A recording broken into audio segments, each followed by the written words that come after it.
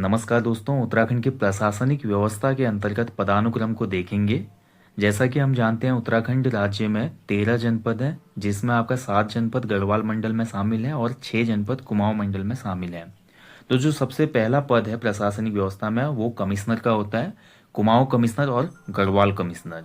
इसके बाद देखिए दूसरे नंबर पर जिला अधिकारी। राज्य के 13 जिलों में प्रत्येक जिले में एक जिला अधिकारी होता है, जिसको डिस्ट्रिक्ट मजिस्ट्रेट कहते हैं।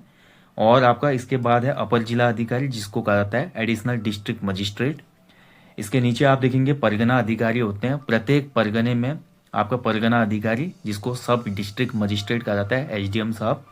इसके बाद तहसीलों में होते हैं हमारे तहसीलदार, और तहसीलदार को यहाँ पे सहायता करने के लिए नायब तहसीलदार का पद भी होता है, जिसको पेशकार कहा जाता है।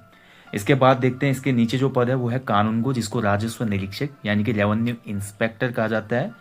और इसके नीचे जो होता है अंतिम पद, जिसको हम पटवारी यानी कि राजस्व उप निरीक्षक, रेवेन्यू सब इंस्पेक्टर और मैदानी क्षेत्रों में लेखपाल कहते हैं। ठीक है, तो उत्तराखंड में प्रशासनिक व्यवस्था के अंतर्गत ये पदानुक्रम है, आपको ध्यान रखना है। और यहाँ पर देखिए, अगर नीचे से ऊपर के क्रम में पूछेगा तो ये भी आपको ध्यान रखना है। ठीक है, पटवारी के ऊपर कानूनगो, फिर आपका नायब तहसीलदार, तहसीलदार, परगना अधिकारी एसडीएम, उसके बाद एडीएम, उसके बाद डीएम और उसके बाद कुमाऊं कमिश्नर।